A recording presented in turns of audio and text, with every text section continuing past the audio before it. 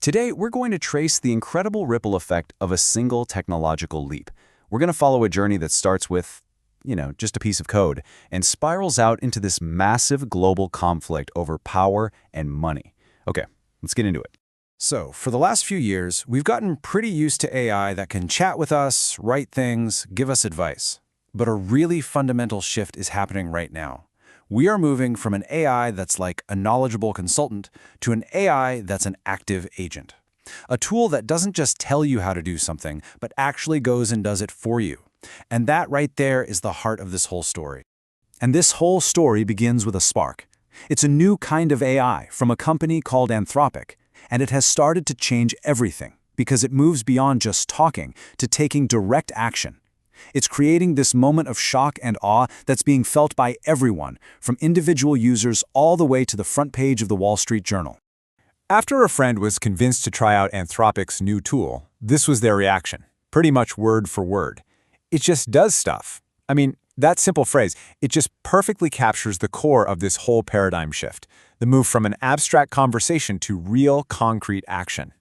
There's a brilliant analogy that really helps illustrate the difference. We've known ChatGPT as like the expert mechanic who can listen to your car, diagnose the problem, and then hand you a super detailed manual on how to fix it. But Anthropic's Claude? Well, that's being seen as the mechanic who actually takes your keys, gets under the hood, and then hands the car back to you totally fixed. It's just a fundamental change in what it can do for you. And this isn't some theoretical, far-off idea. People are using this action-oriented AI for real, tangible, everyday tasks. You have users with zero technical background developing their first pieces of software. It's analyzing really complex health data, compiling tedious expense reports, helping manage personal finances, and even handling the annoying logistics like booking tickets and processing returns. The barrier between having an idea and actually doing it, it's just dissolving. Of course, that kind of real-world usefulness comes with a pretty hefty price tag. The first major ripple is financial.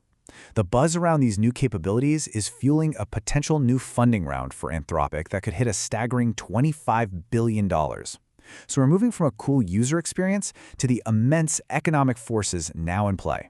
And that massive flood of cash isn't just a number, it's a force that's creating waves across the entire globe. But this technological wave isn't being felt evenly by everyone. In fact, a major divide is opening up, and it's revealing some really stark differences in how different places are adopting and reacting to these new tools. Just look at this recent survey data. It's incredibly revealing. While you've got over 80% of people in India having used AI in the past year, the United States is a huge outlier. At just 40%, it's the only country out of 21 surveyed where a majority of the population has not used AI. It's basically in a category all its own. And that gap in usage, it maps almost perfectly to how people feel about it. Only a third of Americans say they feel excited about AI technology, which is way, way below the global average of 57%. This points to a level of skepticism or maybe just a lack of engagement in the US that you really don't see in most other parts of the world. But this divide isn't random. There's a direct and really powerful connection here between hands-on experience and feeling optimistic. Turns out, 70% of people who've actually used AI tools are excited about them. It's simple. The more people use it, the more they see its potential. So you've got this global divide in adoption and feeling. But that's just one part of the story, because behind all of this software, a much more physical, much more intense battle is being fought. The next ripple is all about the raw, brute force power you need to build these models. A super high-stakes race for the physical infrastructure that holds up all of AI progress. And this is the new unit of scale in the AI arms race, the gigawatt. Yeah, it's not just about algorithms or data sets anymore. The main competition now is being measured by the sheer electrical power that a single AI training cluster eats up. And to put that number into perspective for you, a single 1 gigawatt data center built just to train one AI model draws more power than the entire city of San Francisco. That's the mind-boggling scale of this new industrial revolution. And right now, believe me, the race is on. This table lays out the key players in this high-stakes game.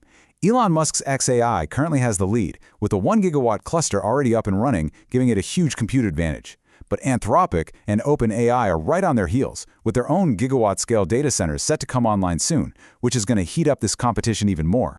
So, all of this, the tech, the money, the infrastructure race, it brings us to the final and most turbulent ripple of all, the human one. This race for dominance has ignited a deep fracture, a battle over money, over control, and really over the fundamental purpose of artificial intelligence itself. And at the very center of this fracture is a massive lawsuit. Elon Musk, who was an early donor to OpenAI, is now suing the organization and its partner, Microsoft. And the amount he's looking for in damages, well, it's based on a piece of OpenAI's current valuation, which could potentially hit $134 billion. So here's the core of Musk's legal argument. He's saying that his initial $38 million donation to the nonprofit should really be treated like a venture capital investment. His lawyers are arguing that because OpenAI switched to a for-profit model, his early money should entitle him to a share of its massive growth, just like an early investor in any other startup. Now, OpenAI's response has been, well, direct and forceful. They've publicly shot down the whole premise of the lawsuit. They're calling the claims baseless and framing it as part of a continued pattern of harassment from Musk, who is, of course, now a direct competitor with his own company, xAI. And as part of these court filings, some private notes have been made public. This line, written by OpenAI's co-founder Greg Brockman way back in 2017, has been put in the spotlight. It shows that personal financial goals were definitely a consideration from very early on in the project's history. But in response, OpenAI has provided its own side of the story, and it paints a picture of a pretty intense power struggle. They claim that before he left, Musk demanded majority equity and absolute control over the organization. They also allege his ambitions were huge, talking about needing billions for a city on Mars, and even throwing out the idea of his children one day controlling a future artificial general intelligence. And it all connects. You see how it works. A single moment of a user being astonished by a new tool that just does stuff creates a ripple. That ripple turns into a massive wave of investment, which then reveals a global divide in who's using it, which then fuels a physical arms race for raw power, which ultimately fractures into a human conflict over vast fortunes and the future of technology itself. One small spark, really setting the entire world in motion.